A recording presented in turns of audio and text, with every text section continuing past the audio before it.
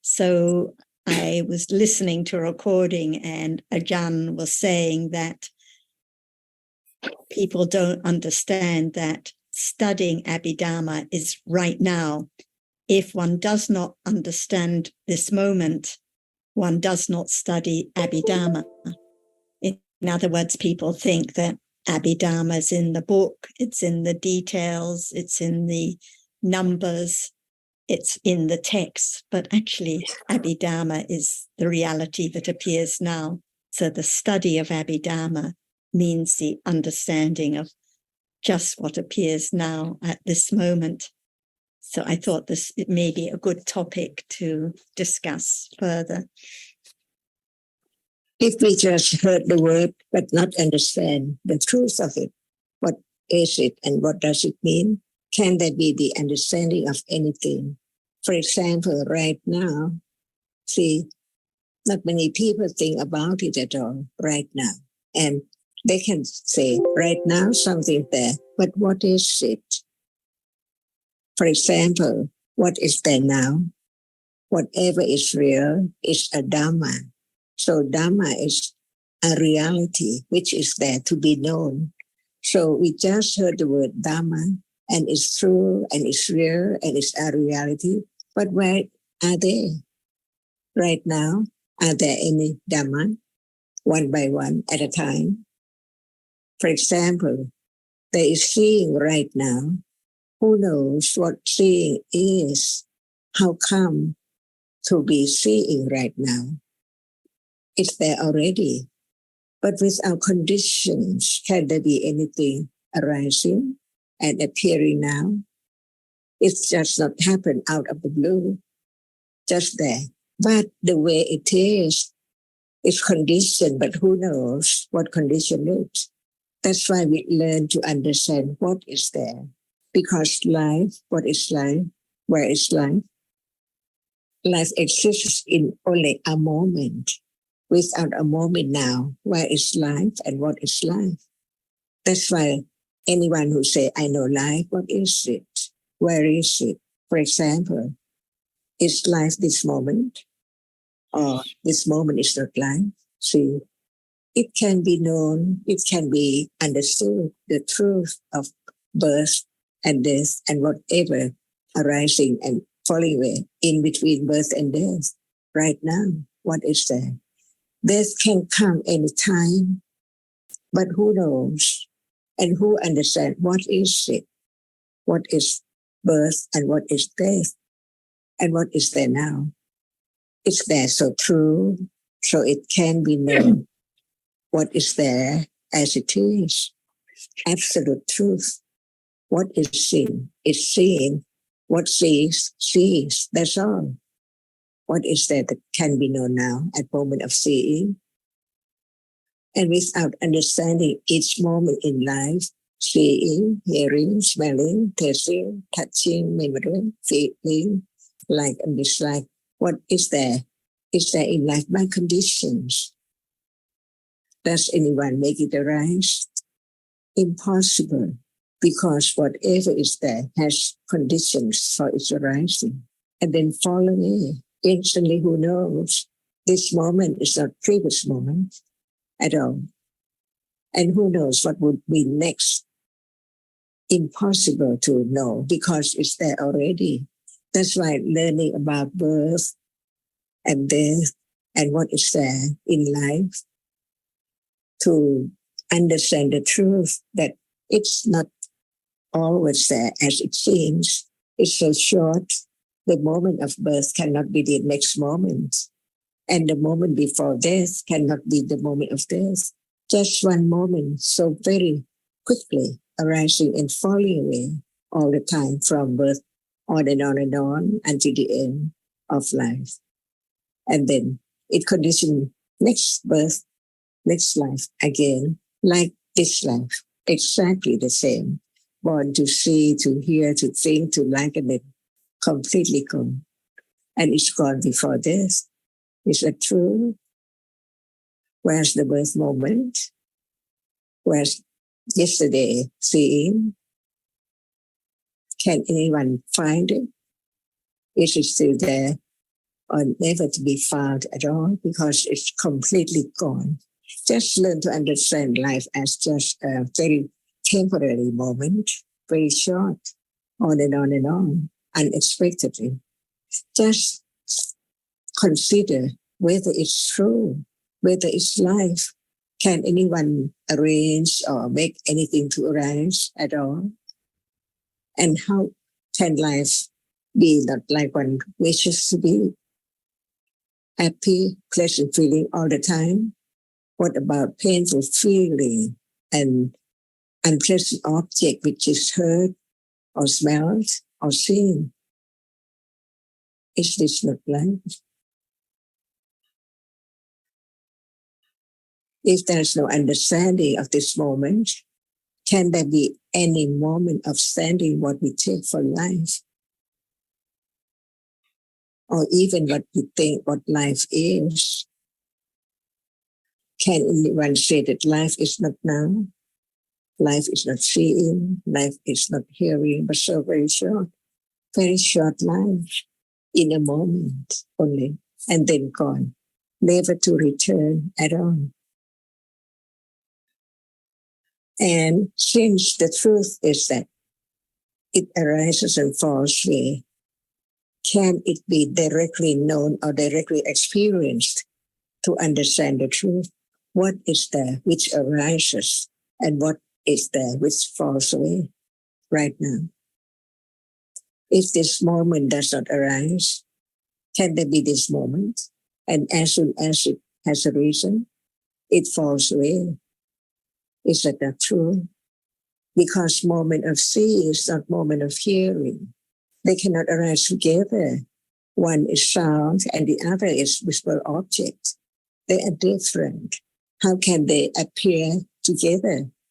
One at a time, at moment of hearing sound, there's no seeing, no experiencing of what is seen. But in truth, it arises and falls away in split seconds. What is left is only the shape and form and marks to be taken, to be remembered, to be known as what it is. But in truth, it's just the picture or the shape and form of whatever is there, be known by memory of the differences. So it's known as different thing, different people, and then gone. So what is there in life? Different moments, different realities.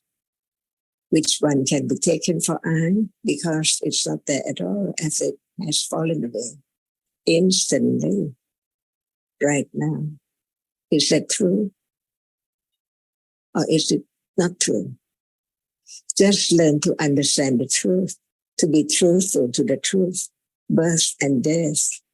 After birth, there is seeing, hearing, smelling, remembering, present moment, and present moment. And there must be death. Everything's gone. Even the body now cannot move at all. It cannot condition hearing, seeing, smelling, thinking anymore. So what is there? The seeing is not the body. The hearing is not me or I or anyone. It's conditioned. And what is the truth of it? It's only the moment which arises to experience. So now there is seeing, there is hearing, there is thinking. It cannot be touched, it cannot be seen because it doesn't have any shape and form at all. It's only a reality, no shape and form at all. But it arises just to experience. Is it true? It's now here. It's now seeing, no shape and form of seeing and hearing at all, because it's purely, absolutely reality which arises to experience an object. No selection by conditions, whether it arises to see or it arises to hear or it now arises to think, different ones. Not the same one at all. Each one arises and falls away. And how can what that arises and falls away never to arise again, be something or someone. And this means it's the truth of what we say, dhamma, reality. To be truthful to the word, reality, it's real. It's a reality. It has its characteristic to be known, that it's there, seeing is there, and hearing is there, and thinking is there, different ones. And this is what we call dhamma, the reality, not anyone at all, not anything at all. Each has its own characteristic to be known. For example, sound is not smell. Different one. What is true? Both arises and falls away, and with the object appearing now at any time when there is moment of experiencing it, what we take for what it means by experiencing, it knows what is there. What is there is known or is experienced by the reality which arises to experience it. Who can stop the wind, the heat, or anything? They are there by conditions, different realities, different moments are conditioned to be such and such differently, never be the same at all. Years and years ago, just now, and a moment before, today is not yesterday, and not tomorrow. So the truth is that dhamma, or realities, is conditioned to arise, to appear, and then gone. Unknowingly that it's not there anymore. The idea of it's there. My house, my pen, my friend, or anything. It's only thinking, but what is the truth? The absolute truth. Only that which is the object of experiencing. Only when it appears, it's true. And when it's not there, it's gone, never to arise again. Is this true? Just to understand the way it is. And we call whatever is rare, arising, appearing, and then gone, dhamma, whatever is real. The absolute truth is that what we take for a pen, in truth, it's hard when it's touched. It's same, different color. See, only that is the truth. No matter what we take for something, a shoe, a pen, a ruler, or food, touch it. It's hard or soft, heat, hot or cold. See, only that. And taste, when we take it or taste it. But when it's there on the plate, what taste is there? It cannot appear because that's the moment of tasting it, a reality. One can experience an object, the other cannot experience anything. That's why there are two words. The reality which is there, but cannot experience anything. But it is soft or hard, sweet or bitter, different colors, different smell, cannot experience anything. Is there that reality in a day, or in a day? What is touched, what is heard, what is seen, what is smelled are there. They cannot experience anything. So they are the reality which cannot experience. That's why we use the term rupa, dhamma, for the reality which cannot experience anything at all. And what about now? There is something seen.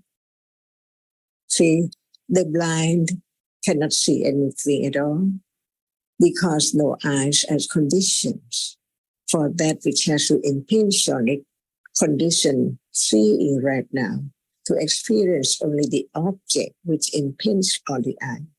See, everything is the unknown until we begin to hear the truth of it little by little and consider the word Buddha used, the term dhamma. It experience directly, thoroughly, deeply, the truth of what is there as it is. That's why after his enlightenment, he said, all dhammas are so very subtle, very deep, but it can be known. It can, when there's a moment of talking about it, thinking about it, beginning to understand it when it's there. So the word dhamma is not just the word in a book, but that word represents the reality in a day, appearing all the time, unknown, as it's not there after it has fallen away. Each moment in split seconds. That's why the arising and falling away of different realities succeedingly cannot be known just by taking it for something when they are together. But when it's broken up or down, what is there? Even the whole body, it can be cut. And what is there? Very finally, it's still the rupa, the reality, which cannot experience, which is hard or soft. Whereas the eye, the ear, the nail, my body. But when they are together, by the mark and sign, which is left because of the rapidity of the arising and falling away, take it for something permanent by shape and form, no matter through what sense though. Different color, one is the object of experiencing at a time. Otherwise, how can there be the idea of they are different? Even the moment of experiencing, it's just one color, and the other color, directly experienced, clear that they are different. But when they are together succeedingly all the time, there can be a rose with different color, just in a rose, only one rose, many different colors. Is this not true? Is this life? Just consider the truth. What is there? Whether it's true as it has been directly experienced by the enlightened one or anyone who developed right understanding to learn to understand the difference between what is there now, so many things, but in truth, just one moment of experiencing an object at a time, unknowingly, so rapidly, no idea about it. But it shows up in a day as the moment of feeling sad or enjoyment or hatred or ego, proud, pride, and so on in a day. Where were they now? Just a moment ago, all gone. And this moment is also gone. Is that true? Without a moment to moment, how can there be moment of life from the beginning on up to the moment of death? If there are only one moment, not arising and falling away, it cannot be birth and death and different experiences in a day. Just understand it, nothing to be done. But understanding is different from no understanding, ignorance, thinking that life is permanent. Even there must be birth and death, but before that it's permanent until it's not permanent by death. But that is not truth, but it's not the truth of this moment. Each moment arises and falls away, and it takes for moment of birth and moment of seeing and moment of liking and moment of death and moment of birth, on and on and on, by conditions. And the truth of the conditions can be learned little by little to understand that actually what is there is complex, no understanding of what conditions thought at all, present or past conditions. If there is no experiencing of a reality like taste in a day or yesterday, how can there be that remembering of that taste today or after it has been tasted? Is this life not permanent? What is there is conditioned unexpectedly, not as one will, not as one like it to be. It's there already by conditions. And in truth, so many realities, different moments of the reality which experiences the object. For example, hatred is a reality when it's there. And attachment is another reality. They cannot be the same at all. Different realities, different function, different characteristics, and then gone. So the enlighten the truth, ultimately. That's why he taught about everything that can be known. And now it's there. Can it be known? Because it's there as object of that which experience. Hear it, the sound, different sound. See it, different objects, different colors. And feeling is not the same as memory, not the same as attachment, not the same as ignorance and unpleasant feeling, anger. What is there just in a moment and then fall away? Not only one, but only one can be object of understanding, because the reality which experiences an object can experience only one object at a time, also by conditions. That's why the more understanding of the truth of each reality can condition moment of understanding that actually what are there in life, any life, or lives, are only what we say dhamma, different realities. What is real is dhamma. It's different because it has different characteristics, appearing, function, too, and on and on. Otherwise, just live in life from life to life without any understanding of the truth of any moment at all. For example, right now, no understanding of that which sees. Is it there? Is it I? Because can the I see if there is I? But when there is seeing, it's seeing not I or anyone at all. It's only that which arises to see unexpectedly.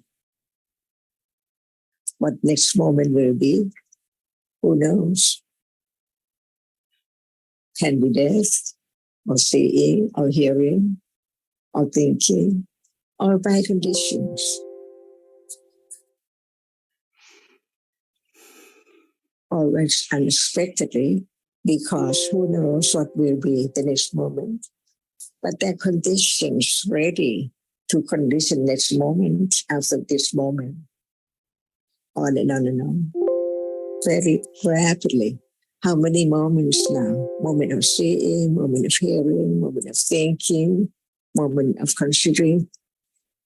Much more than that, because it arises in split seconds, in a second, of a second. Is that true? And I was going to say, yes, it's very true. And I think it's very important, the point that whatever arises now is so very unexpected and not as one wishes or one tries to have it. And that's why, like we discussed last week, it's so useless to have expectations, because it just leads to more and more disappointment when actually what arises is unexpected. And as you were mentioning earlier, whatever appears now, whatever arises now is dhamma. And because it's so very subtle, so very deep, difficult to understand, this is why it is Abhidhamma. And so the study of Dhamma, the study of Abhidhamma, is the understanding of the truth of life at this very moment. And the truth is that nothing can be done to make seeing arise or to stop it from arising. It arises by its conditions and is gone instantly, always unexpected. So I think it's very helpful for everyone to appreciate the study of Dhamma. The study of Abhidhamma has to be at this very moment, because life is just at this moment, not the study of what is written or what the details are, but at this very moment, what appears now. But there has to be a lot of hearing and considering to really appreciate at this point that what arises now is by conditions, no one there, nothing there at all. So these are all very good reminders.